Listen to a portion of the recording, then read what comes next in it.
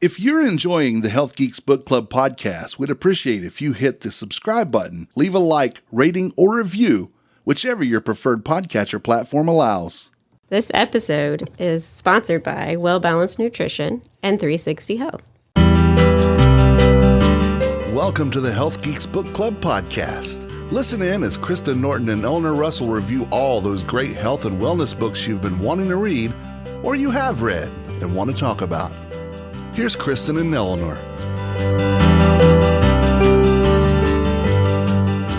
Hi, everybody. This is Eleanor, the health geek, and Kristen Norton's here with me, and Tim, the pod father, is here. And we're talking about books again, and we're so excited because a few months back we got to meet Robert Davis, and we reviewed one of his books, and we're wanting to review the latest ones. And so, Robert, are you there? I am here. It's great to be with you again. Oh, we're so glad you're here. And I understand you're coming in from Atlanta because we're here in Winston-Salem, North Carolina. And I'm happy to be coming to you from Atlanta, Georgia. Yeah, and he sent me a book from North Hollywood, so this man is not staying still. But just to review with our listeners who you are, I thought Kristen might introduce you again, just in case they didn't catch that first podcast. Yes, so today we're honored to have you, Robert J. Davis. You are an award-winning health journalist whose work has appeared on CNN, PBS, WebMD, and in the Wall Street Journal. You are the host of The Healthy Skeptic, I love that name, a video series, and you have authored 4 health books, Supersize Lies, Fitter Faster, Coffee is Good for You, and The Healthy Skeptic. And today we're going to kind of hone in on Fitter Faster and Coffee is Good for You. Which I'm drinking right now, by the way. Nice. So we are just so glad to have you, a fellow health geek, and today we're just going to kind of bust some myths and talk about some common... And I also want the listeners to understand this fella is, his educational credentials are out the wazoo, and he likes to use that knowledge, and he reads, and he thinks, and he evaluates some of these scientific reports that hit the literature, and the depth of his experience with that, because he's been going, these books have been, the one we reviewed was 2012. Which Robert, one? The most recent Supersize Lies came out in 2021, so a couple of years ago. But my first book, right, Healthy Skeptic, came out in 2008. And that's what I'm saying. So he's been writing for a long time. This is not just his first splash. So that's one of the things that I really am excited about. And since I kind of have a little bit of science background, and you talk about evidence and evidence-based underpinnings for your books, you have a great chart in your Coffee's Good for You. It's a pyramid of the strength of studies. And I don't know if you want to speak to that a little bit or not. But, people can read a case report and it says to do something and they go do it. And is that, necessarily going to give them the same results as a case report? And so I thought just to get started before we accept your recommendations, we need to help people understand how you get to your recommendation. And in your Coffee is Good for You, you have these little thermometers that say inconclusive, conclusive, not true, not true. And they're adorable. I love them. But you have to explain, how you came up with that system. So just a little bit on that before we get into the funner stuff. Right. Well, I think that's a very important part of what I do is sifting through the evidence. In some cases, I go through hundreds, if not thousands, of studies. Which are in his bibliography. Right. Yeah. If I always say most people, it's going to make their eyes glaze over. But if you want to check out the science for yourself, it's there to know how I reach my conclusions. But that said, you're right. There's a hierarchy of evidence. So in what you're referring to in my book, I present actually a pyramid that explains sort of different kinds of studies, because we hear on news reports or read online, studies say or research shows this. Well, not all research is created equal, right? There are different kinds of studies, and the point is to distinguish among these different kinds of studies. Some studies produce more credible evidence than others, and so you have everything from at the bottom of the pyramid. I have test tube studies, which in animal research, which can generate hypotheses and suggest something may be true. But that in and of itself doesn't really prove anything with regard to human health. Just because something's true in a test tube or in animals obviously doesn't make it true in human beings. Might make it interesting. It may make it interesting and worth more investigation. But certainly things can happen in mice that aren't borne out in people all the time. That happens. And then you move up the pyramid, and to the top of the pyramid. They're so-called randomized clinical trials. That's when you randomly assign some people to get whatever the intervention is, whether it's a drug or whether it's a diet, and you randomly assign other people to get a placebo, and then you follow them over time. And that's the gold standard. Now, that's not perfect either, but it's the best we have. But it's often not possible, particularly with regard to nutrition research. So we have to rely on the level below that, which are so-called cohort studies, where it's a natural experiment. You follow people over time, sometimes tens or hundreds of thousands of people. Some people who say eat one kind of diet, another kind of diet, or who do exercise and don't exercise. And then you see who gets, say, heart disease and who doesn't get heart disease, and you find correlations. Now, again, these are correlations and it doesn't prove causation. But what I like to say is that you have to look at totality of the evidence, meaning not just one study, but all the studies together. And if you have a number of cohort studies combined with other studies that point in the same direction, then it's reasonable to conclude that something is true or not true. So that's how I look at what's called the totality of the evidence. You have to consider who funded the study. So I go through a number of criteria. That's important too. So there are a number of things I look at to reach my conclusions about whether something is believable or not. Yeah, so one of the things that sometimes we get dinged on is cherry picking, and you cherry pick your articles, but you refer to something that's not in your chart, which I would suggest might be at the very top of the chart, the meta-analysis, which is kind of what you're talking about. With criteria, you then look at all these bodies, or you can correct me on this, body of research, and then you say, I'm only taking articles that meet the criteria that I have decided are important for this meta-analysis, which then gives you a little cleaner look at what you're doing. Because, some of these studies are done on Asian populations, some of them are done on American populations, some on females, some on children, some on, people with disease or not disease. And so those can be the criteria that I think you were just mentioning. You said you have your criteria when you do your meta-analysis of all the body of research you look at. Am I off base there?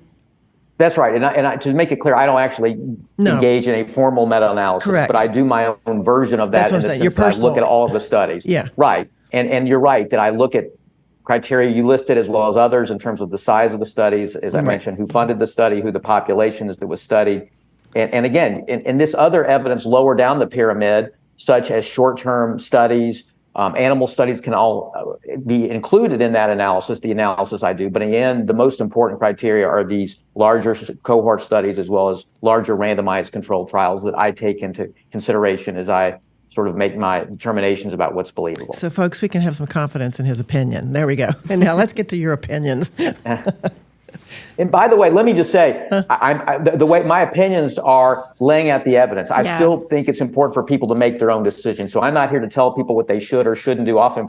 Sometimes people get angry, like, you're telling me I should do this. I'm not telling people to do anything. My job is to just lay out the evidence as honestly and thoroughly as I can so that people can make informed decisions for themselves. I think Kristen and I are really big on that. Just be informed. Don't go blindly into the night. Yeah, well, and I appreciate your role, Robert, because you are pouring through the evidence, which a lot of people don't know how to do, don't have time to do. I don't love to do it. And you then bring it and clearly educate it, or clearly present it to people to feel educated and to get that information. And so also, you could go down the rabbit hole because you gave us the little breadcrumb trail if we wanted to do that. Well, yeah. Yeah, which I think is great. Look at the evidence ourselves. Well, let's dive into some of the nutrition topics that you have. You have some evidence on. So, first of all, your book is called "Coffee is Good for You." Yes, I love it. But Robert, you don't drink coffee. Right. That's something I often get asked about for that. So you can say, when I say that coffee is good for you, it doesn't come from personal bias, certainly, since I'm not a coffee drinker. I just have never liked the taste.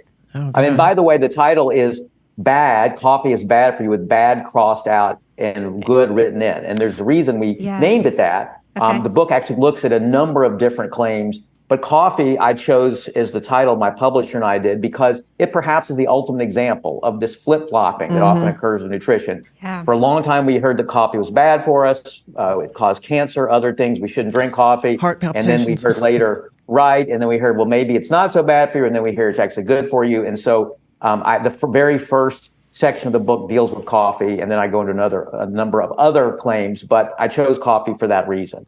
And what we know is that a number of studies, again, these are large so-called cohort studies where tens, if not hundreds of thousands of people are followed over many years, have found that not only is coffee not harmful, but there may be health benefits. It's associated, among other things, with a lower risk of heart disease, strokes, type 2 diabetes, depression, Parkinson's disease, premature death, certain forms of cancer, the list goes on. But study after study has suggested that coffee is associated with these potential health benefits.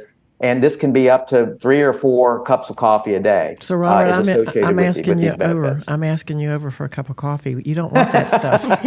I think you need to avoid that list of things you just did. So come have coffee with me. If the unfortunate part for me is I have to add a lot of coffee, a lot of sugar and cream to make it palatable to me, and that obviously negates many of the health benefits. So good point. Good point. Yeah, Those lattes that people are spending $8 on, not only financially bankrupt them, they kind of nutritionally bankrupt them too.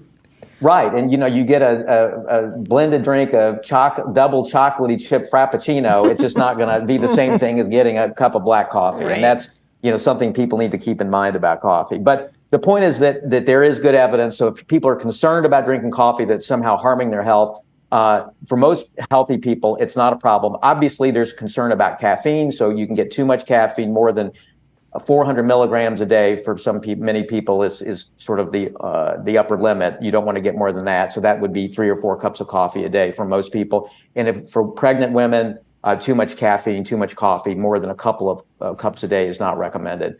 And so it depends in part how sensitive you are to caffeine. But in general, coffee is not harmful and may very well be beneficial. Fantastic. Well, speaking of drinks, beverages, another beverage that has some controversy. Can I do coffee a little bit more? Just because I love it so much. Okay. Culturally, and we read the Blue Zones. Yeah. And so, culturally, coffee is a ritual in many cultures. So obviously, there must have been some health benefits along the way for that to have survived, I think. Yeah. And then the other thing, I didn't see that you mentioned, maybe I glossed over it, but I've done some reading about filter, or the way you prepare the coffee, percolated versus filtered or French press, and there's some suggestion that the filtering can remove a few harmful things. Did you see anything about that in your perusal of the literature? Yeah, what I can tell you is there's some research suggesting that the filter can have to do with the effects on cholesterol levels. Yes. So Turkish and I think espresso have been linked to to increased levels of cholesterol, while filtered instant coffee do not. So I don't think it's a huge concern. I don't think it's a huge effect on cholesterol. But what I have seen is if people are concerned about their cholesterol, then that can have an impact. And they like coffee. Yeah. Okay, now we can go to the other drinks if you want to. Okay, well, we put milk in our coffee sometimes, right? Mm-hmm. Right. And milk can be controversial, right? And you go to the dairy aisle, and there's a million different types of milk now. But I grew up in the era where they had the milk mustaches and celebrities in magazines, and it was so healthy and necessary for strong bones. Does the research back that up? Well, the short answer is no. It's it's a result of very effective marketing by the dairy industry over many decades to convince us we need milk, and everybody needs to be drinking milk to protect their bones and to be healthy. Now, that said, there's not necessarily anything wrong with milk beyond causing stomach upset in people who are lactose intolerant. So I'm not saying that people shouldn't drink milk, but I also say that people shouldn't feel that they are forced to drink milk in order to avoid bone fractures. What the research actually shows is that while milk does have constituents such as calcium and vitamin D that are important for bone health, and that drinking milk can increase bone density, interestingly, study after study, again, large cohort studies, have found that drinking more milk does not lead to fewer bone fractures. which is contrary to what you might expect from the research. But research generally has failed to show that if you drink more milk, you're less likely to break a bone. And if you look around the world, countries like India and Japan, where there's a very low intake of dairy products, of milk and other dairy products, there are actually very low levels of fractures as well, of bone fractures. So what this suggests is that our bone health and our risk of osteoporosis and of breaking bones as we get older has to do with a lot more than just whether we consume milk or how much calcium we consume. It has to do with a lot of things like our body size, genetics, hormones, other elements of our diet, and particularly physical activity. This is something very important that people often overlook if they're concerned about their bones, doing so-called weight-bearing activities, things like lifting weights, doing anything that sort of goes against gravity. So lifting weights, brisk walking, running, jumping, those kinds of things are very important for our bone health. And so the point here is that we've been convinced by the dairy industry, or many people, that you got to drink milk or you're not going to have healthy bones. That's false. But it is true that if you drink milk, it's fine, but you can do lots of other things to protect your bones. And I think that's the important key message here. Yeah, I agree. Me too, and I gave milk up a long time ago. Did you? What about soy milk? I hear a lot about almond milk, but soy milk doesn't really get the highlights I think it should. Is it a healthful option according to the evidence? Yes, and I think, well, let me just say this. It depends on the kind of soy milk you drink. You know, with each of these categories, soy, almond, cashew, and there are more and more varieties of plant milks all the time, that are coming out. It's hard for me to keep up with them. But within each of these categories, there are different varieties. So you can get the sweetened or unsweetened. You can get creamy, extra creamy, for example, in oat milk, flavored. But the point is that generally, soy milk is a healthful alternative. One of the things is that unlike other plant milks, it contains protein. So it has about 7 or 8 grams of protein per serving, which is roughly what you'd get from dairy milk. The only other plant milk that has that much protein is PEA milk. That one is also relatively high in protein. The other, most of the other plant milks, such as almond milk, cashew milk, are very low, have very, very, very little protein. So if you're concerned about protein, then soy is a good option. Oh, sorry. I was just going to say, when we talked about milk, the dairy milk, we were talking about calcium and bones, but now you're saying protein is available in dairy milk as well as soy milk, but maybe not in some of these other plant. Correct. Correct. Protein is really an important macronutrient that our diets sometimes are lacking, correct? Yes. So by drinking some of these drinks, that's a good way to get that protein in my opinion. So that's right, and that's an advantage of soy, is that it does have more protein. And a balanced amino acid profile, right? Right. Yeah. Right, has the essential amino acids. And so some people are concerned about soy. You often hear it, well, I avoid soy because it has estrogen mimicking compounds, and concerns that in men it's going to lead to feminizing characteristics. That has not been borne out by the evidence. So I think that's not a concern that's been really supported by solid evidence. The other thing that I think has some more legitimacy is for people who have thyroid issues. Consuming soy, particularly larger amounts of soy, may interfere with thyroid functioning and depress thyroid function. So people have issues there. That is something. Now, it varies from person to person, and I think this is an individual thing that people need to talk to their doctors and see if they're more sensitive to the effects of soy. But if you do have thyroid issues, it's something to at least watch out for with regard to soy intake. One of the things I had heard about that was if you're on a Synthroid, which is a supplement for thyroid disease, that if you are taking that medication close to the imbibing of the soy, that it can interfere with the absorption.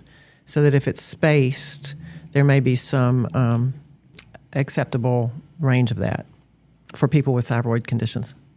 Possibly. And I think, again, it's an individual thing. There's some people that are more sensitive than others, and so it's a matter of trial and error. I know in my case, for example, and I do not have thyroid issues per se, and I'm not on thyroid medication. I know if I end up consuming a lot of soy in the form of, soy milk and other products that contain soy, I'll do short, experiments on myself and do blood tests and see that actually my TSH, which is my thyroid level, actually goes up, which is an indication of reduced thyroid activity. So that's just because my body tends to be more sensitive. So again, I think you have to sort of figure out how your body responds to I it. think that's a good point in all these conversations. We are individuals, and so even though you're looking at a scientific report data, that sometimes is an average of all those people, but there are individual ranges in those studies too.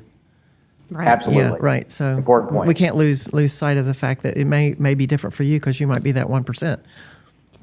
Right. Yeah. Okay. And one other thing I would just add about soy, I just want to add is you have, I think it's important to keep in mind that the sugar that's in regular soy milk is added, and that's an important distinction. Some people would say with dairy milk, that sugar is naturally occurring. Now, there's some debate about how much that matters, but that's important to know. And I think it's a reason to choose, if you can, unsweetened soy milk as well as any unsweetened plant milks, because anytime there's sugar in plant milks, that sugar has been added.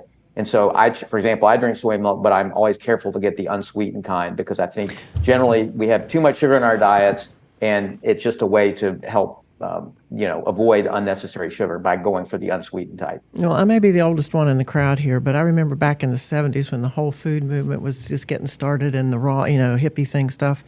I ran into some Oriental folks in our community who always made their own soy milk. It's like they made it themselves, And we get in the habit of thinking everything has to be purchased. Yeah. And so sometimes that's not actually true.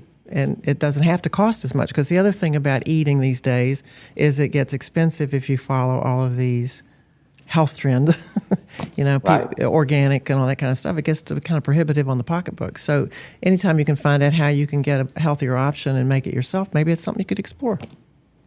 Well, speaking of sweetness, let's talk about that. Oh, yes. Because I feel like, including myself, we all battle with, Robert, you said we have too much sugar in our diet.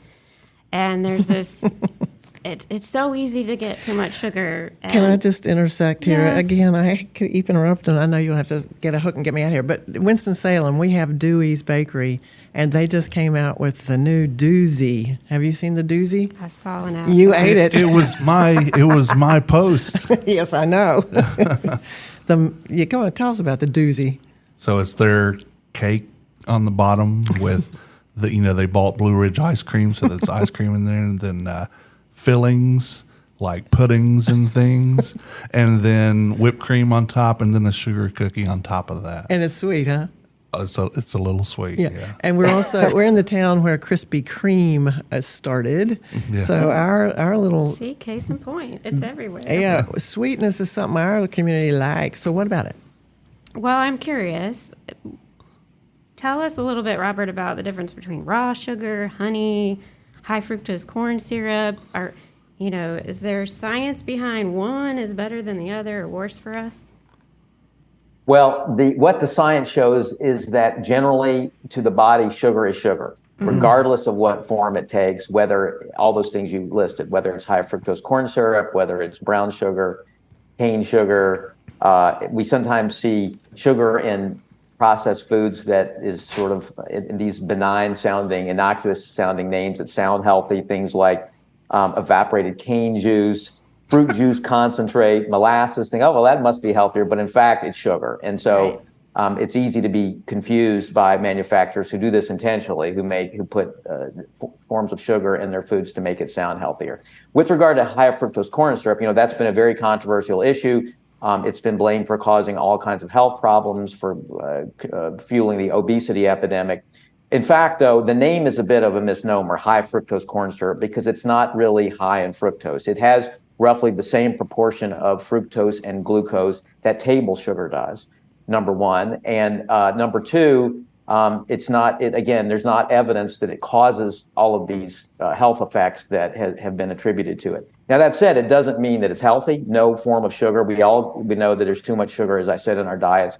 And the problem with high fructose corn syrup, particularly until recently, is there was all kinds of foods where you don't expect it. Manufacturers add it to foods because it's cheap. It extends the shelf life of foods. And so you have it in all kinds of foods you don't think of as sweet. Breads, pasta sauce, condiments, the list goes on, cereals that don't necessarily taste sweet, but it's in those. And the cumulative effect is that we're getting too much sugar from these processed foods and in the form of high fructose corn syrup. So the issue is not that high fructose corn syrup is uniquely villainous. It's just that it's ubiquitous in the food supply, or has been, and that we get just too much sugar because of that. Now, manufacturers are very obviously aware of consumers' concerns about high fructose corn syrup, so they're using less of it. But unfortunately, they just often replace it with other forms of sugar. So you'll see the label, no high fructose corn syrup on the package, but it just means they probably put in some other form of sugar. Right. Is there any evidence about the taste that the high fructose doesn't taste as sweet, so you need a little more of it to get the same taste, or not? I have not seen it. It may be true, but I've not seen any evidence around that. Yeah, because, like you said, the body needs sugar. Glucose is the thing that drives the energetics and metabolism. And so these are simple sugars that we're talking about right now.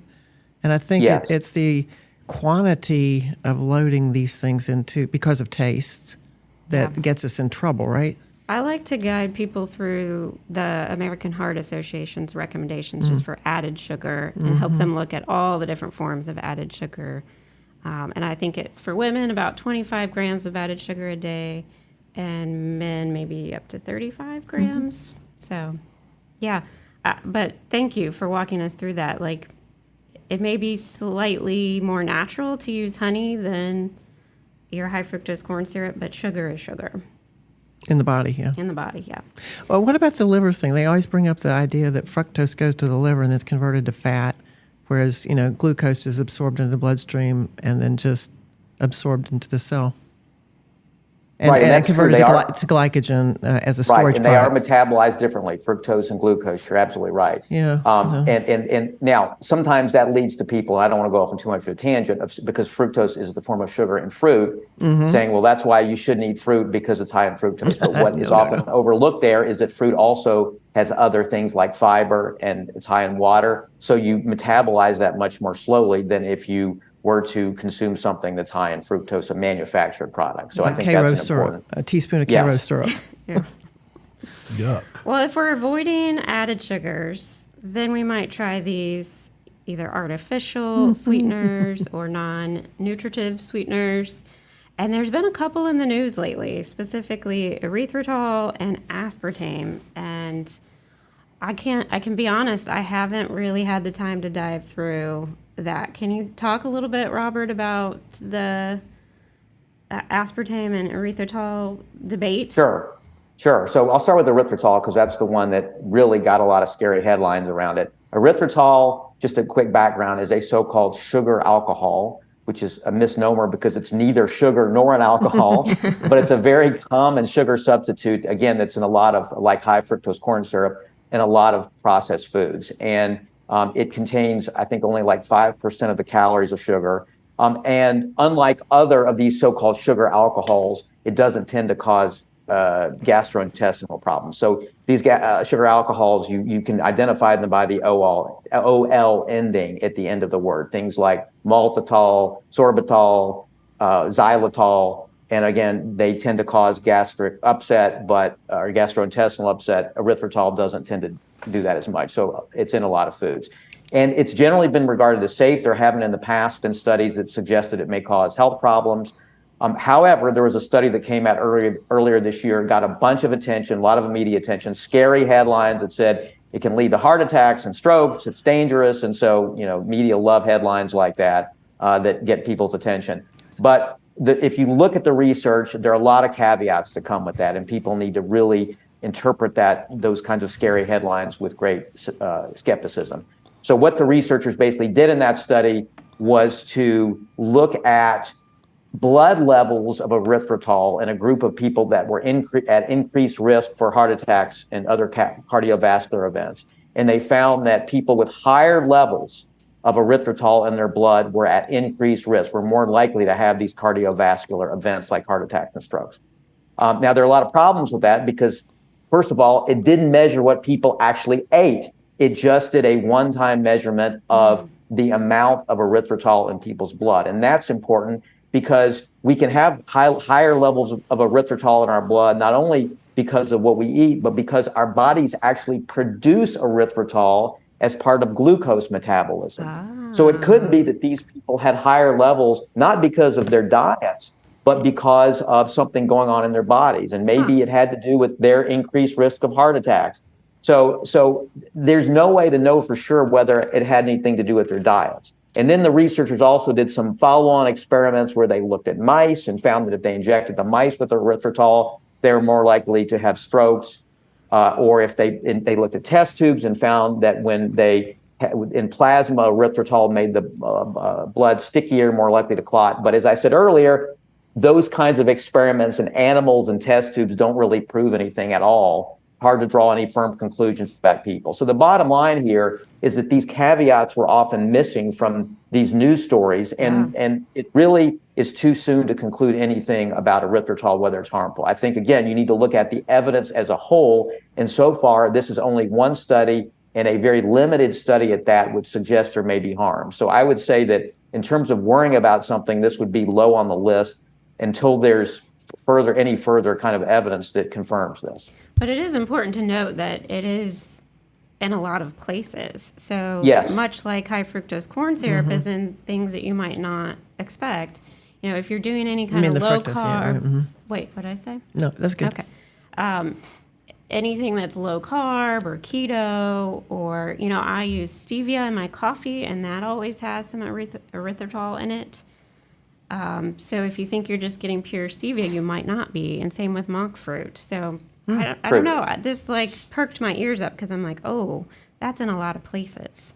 Well, and I think that's an important point. And I think the larger point here is that it has to do with the fact that we overconsume these processed foods, these so-called ultra-processed foods. And so the larger issue, I would say, is just a number of highly processed, ultra-processed foods that we consume that studies actually do show. Study after study does show that these foods can be harmful in a number of ways, causing weight gain and a number of other issues potentially. So I think our focus ought to be on trying to reduce the number of these highly processed, ultra-processed foods that, again, often contain erythritol. But it's not just the erythritol potentially that's a problem.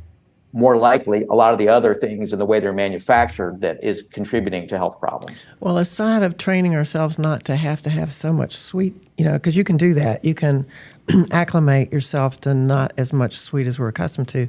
But it seems like a teaspoon of sugar is, 16 calories? I mean, it's not as much as you... Not a lot, yeah. Yeah, so I always say, you know, that's a little more natural. So if you have to have the sweet, maybe half teaspoon of sugar would do it for you. And you're not going to really be too far off of these substitutes that you're using.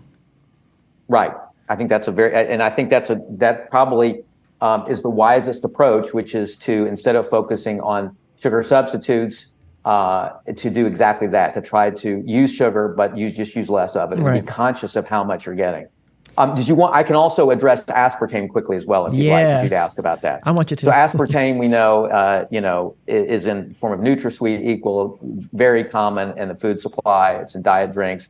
So there was the news about that was the World Health Organization recently came out and listed aspartame as a possible carcinogen, possibly cancer causing. Now, there are different levels, the 4 levels. So it's everything from not carcinogen to definite carcinogen and then in between. So this is a possible carcinogen, and it joins the ranks of things according to their list like aloe vera, dry cleaning chemicals, mothballs. And so the point here, there are a lot of things that may cause cancer they've identified based on preliminary evidence.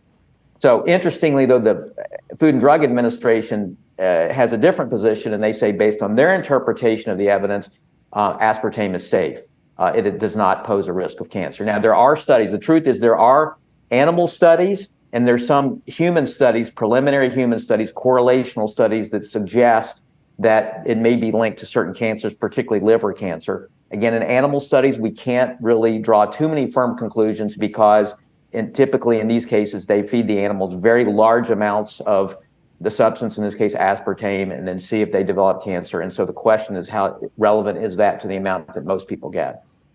Yeah, the problem is it's very hard to study these in a definitive way, right? Because again, if you're going to do a randomized trial, to do a randomized trial means you have to give some people aspartame, other people a placebo, follow them over many years and see who gets cancer and who doesn't. Well, not only is that not feasible, obviously it's not ethical either. So we're never going to have definitive evidence.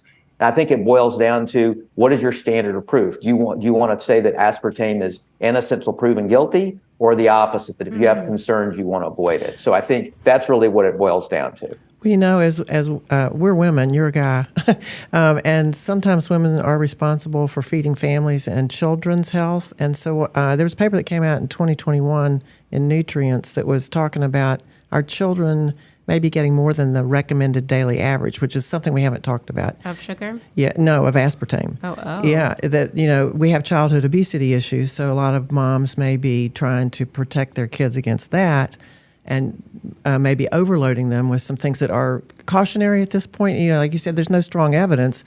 But when you look at some of the mechanisms that they're exploring about DNA damage and causing serotonin and dopamine levels to be affected by this aspartame and leading to depression. And, we do have some mental health crises going on in the United States.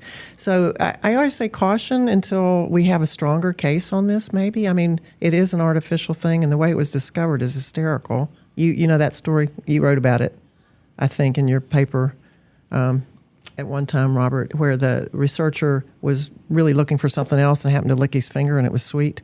Mm-hmm. And I always heard it was a pesticide research, but in further exploration, he was researching a cancer therapy, but happened to taste the... Yeah. So anyway, there are all sorts of myths on that story, the way things are found. But yeah, caution until on artificial things, I think, is prudent. Mm-hmm. Right, and I think often, obviously, people look to artificial sweeteners, aspartame, and others to help with weight control. That's why most people use them. And I think the evidence, again, here is not ironclad that they're beneficial. If we have some studies that suggest, for example, diet soda, which containing aspartame and ACE and other things, are associated with lower weight, but we have others that show no effects and some either with higher weight. So it's by no means clear-cut that these things actually can help regulate weight. And there's suggestive evidence, again, not cause and effect necessarily proof of that, but suggestive evidence that they're associated with a number of health conditions, diabetes, dementia, strokes, heart attacks, premature death. So I would say that just as we need to minimize our intake of sugar, we need to do the same with regard to artificial sweeteners, including aspartame. I think, again, people say, well, what am I supposed to eat then? But I think as you say, there are other ways to think about sugar and to reduce our dependence on sweetness overall in our diets. Absolutely. And that is the healthiest and wisest approach, in my view. Yeah, so Robert, that rethinking about what we're doing leads us right into the next book that we want to get into, because you have a book called Fitter, Faster, The Smart Way to Get in Shape in Just Minutes a Day, which sounds great to me. But that idea that you didn't like gym class and there are all these sorts of reasons not to want to exercise. And I think you wrote this book to redefine that whole story, sort of like the sugar story. We need to redefine that. Sweet is not necessarily something we need to promote. And exercise is, but you find that people have barriers to getting involved in moving. And so I was real excited about your book and loved reading it. As much as the other book. I recommend this. Coffee is good for you to everybody. It's a fun little read, but it's, like you said, it might need a few little updates. Right, and as we know, nutrition information is always evolving. Yes. So, yes. Mm-hmm. No, I love this Fitter, Faster book as well, and I like that you start out with the big 6 reasons why we should exercise, and and it's sort of like the reasons to drink coffee, right? Well, and we talked about this with your last book when we had you on, is that one of the things that's not on here is weight loss, but that's often why people want to exercise. But there's so many reasons to exercise, and weight loss isn't on here. So I liked that. Like those 6? You want to tell them what they are? I like those 6. So live longer, improve your heart health, cut your cancer risk, boost your brain power, improve your mood, and fend off feebleness. So important reasons why. Yeah, the brain one made me think of another book that we had, boosting your brain power. We read a book by John Rady called Spark, and we reviewed that, and his whole idea is, what it does to our brain, how great it is. So I love that you included that one. And then you get into off-ramps. And I think this is really important because you make exercise and movement really, you cut out the excuses. Like, we're not talking some big elaborate plan here. So tell us about what you mean by avoiding off-ramps. Well, we know that there are all kinds of things that can derail us when we try to exercise, not just starting an exercise program, but particularly sticking with it, right? Yes. And so you just hear you need willpower. And I say that it's not just like in quote dieting or managing our weight or eating healthy. It's not really about willpower. It's about forming habits and a plan that you can sustain over time. And the same thing is true with exercise, having something you can do for life. And so when I talk about off ramps, I'm talking about the many sort of things that can derail all of us, whether it's a job, whether it's family responsibilities, whether it's just we sort of don't like exercise, whether it's inertia, like I just don't want to get off the couch and go to the gym or go take a walk. And so how do we overcome those things, and what kind of plan of attack can we have to help us deal with those, so it's not just a matter of willpower to get ourselves to go and keep moving? And so I talk about a number of things, which we can go through some of them if you want, but that I recommend that people try in order to sort of allow them to stay on track. We read a book by, you're going to have to help me with the author. It was called The Joy Choice. Michelle Seeger. Yeah, and she tackles this thing about habit formation too. The Atomic Habits, James Clear comes up with some ideas about how to build new habits and keep them. But it seems like what Joy Choice was pointing to is you suggest in your book to make a plan, set your goals. And she talks about that in her book too. You get a plan and a goal, and then the predictable unpredictability of life hits you, and that conflict moment shows up when you were going to do that thing. Mm-hmm. And right. I don't know if you had a chance to look at her ideas about that, but it was kind of helpful to me, because I've been derailed and off-ramped, and I'm pretty good about knowing this is important, and I do want to do this, but then my life confronts I was going to do that thing, and right at the same time I had it on my schedule, which you said put it on the calendar. Yeah. It's there. Mm-hmm. And then all of a sudden, bam, that phone call that's got to be dealt with, or that kid that's, in crisis, or that husband that now needs to be picked up. All sorts of things happen, and then it just derails you. And then you go into that mind game about, okay, I give up. And yeah. So it's a challenge, is what I'm saying. It's a challenge. Yep. But I think by keeping this self-awareness of this is something that I want to do, and that's kind of what she talks about. If you can pause in that moment and, say, okay, Eleanor, call your name even, because that willpower book that we read talked about using that cognitive dissonance so that you don't lose sight of the goal that you're trying to embrace. I just think that's where this off-ramp is really important. I'm so glad you addressed it. Yeah. Because that is the challenge for many people. They know they want to do it, and January 1st comes around. I'm going to exercise every day for 365 days. I'm going to be fit by June. I'm going to be in that bathing suit. And then, February, they're off the rails. Yeah. Well, And go ahead. Part of her book is that we don't have to be perfect. We can pick the imperfect option. And so for a lot of people, I tell them to go walk. And we have this goal of 10,000 steps every day. And you bring that up in your book. Is that really optimal, or how do we come up with these 10,000 steps? Well, that's a very interesting story.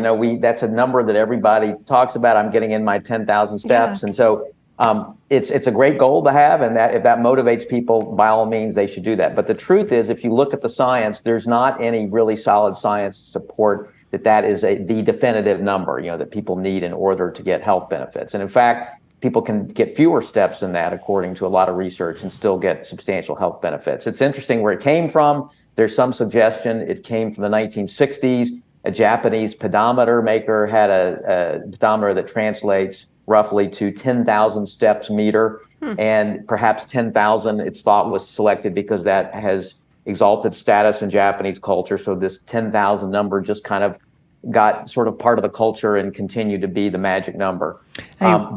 Robert, I also heard that you said 1960. Well, it didn't really get popular until the last 10 years or so. And I had heard it was when we had the Olympics in Japan, that the advertising campaign used that big time. And so that's kind of what brought it up to the front for the rest of us. Well, that could well be it. I've read different things about where it came from, but yeah. So I think you're right where it came from, but it's the idea that why did it get popular all of a sudden? Right. And so I think that what the science does show, and there have been some studies as recently as this year coming out showing that fewer than 10,000 steps, maybe as few as 5,000, although that's often considered to be sedentary if you get under 5,000, can have benefits with regard to cardiovascular health and longevity. I think the number that I've seen most often is maybe 8,000 steps can be sort of a number to shoot for, but more is better. So if you can get more than 8,000, that's great. But the point is that if you can get 8,000, 7,000, whatever the number, more is better than nothing, right? So the more you can do, the better. I also would point out that not only the quantity of your steps, but the quality of your steps matter. So that's to say, if you could walk more briskly, that's better. Brisk walking is better than slowly ambling. So you want to walk as briskly as you're able to.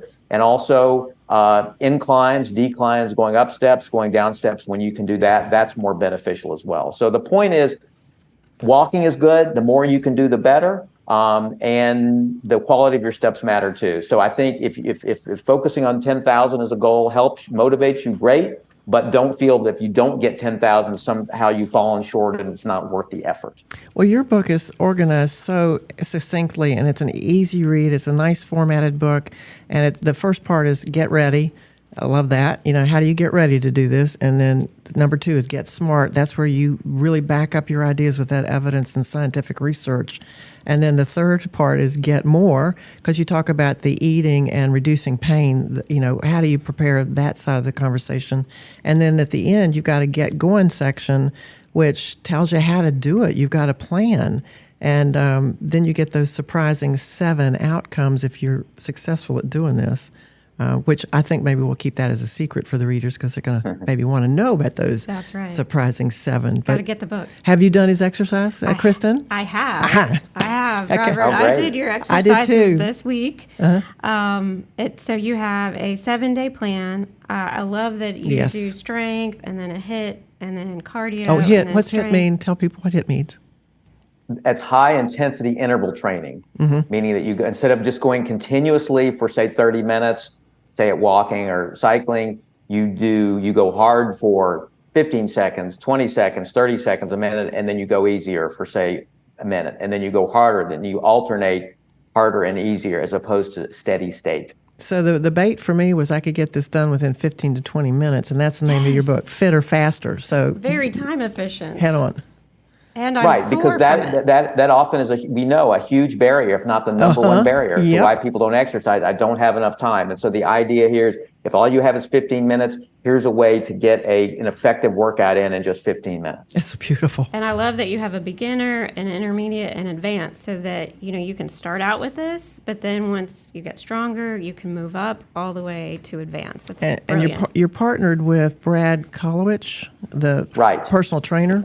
And there are photographs in here that show us, exactly the positions, because you do talk about you can do things improperly. So you caution to make sure that you're doing these things with the best advice, right? Yes, that's very important. You want to make sure that you have proper form, and so that obviously to minimize your chances of getting injured. Yeah, and you included stretching in this, which I loved, because that another time when you come on, we'll talk about that. But a lot of times stretching doesn't get the attention required, and where you place it in the workouts is really interesting. Yeah, and we can talk about that more another time. But when you do stretching is important. That's often people do it in ways that are not helpful and may be even detrimental. So that's important to do it, the right kind of stretching at the right time. Absolutely.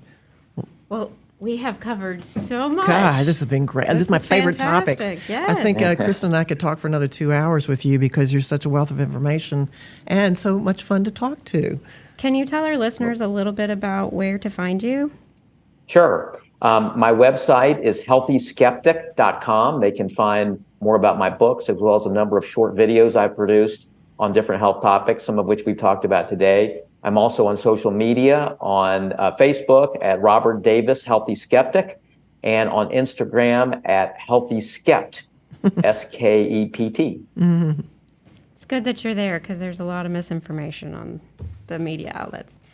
And you are? Eleanor Russell at 360health4u.com. I like to help people make healthy happen in their lives, and I also can help people look at the supplementation idea, because it's appropriate for some people, and I'm there to help.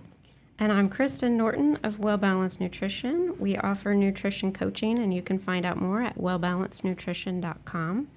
And you can also find a link to Robert's books at healthgeekspodcast.com. Yes, in the bookstore and in the post for this as well. But yeah. Well, Robert, we so enjoyed talking with you. Thanks so much for your time today and your expertise.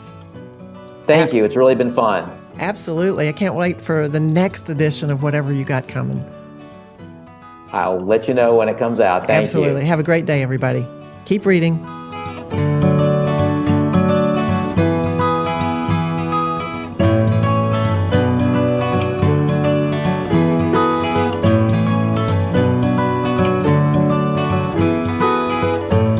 The views and opinions stated in this podcast are solely those of the contributors and are not necessarily those of our distributors or hosting company. This podcast is copyrighted, and no part can be reproduced without the expressed written consent of Kristen and Eleanor.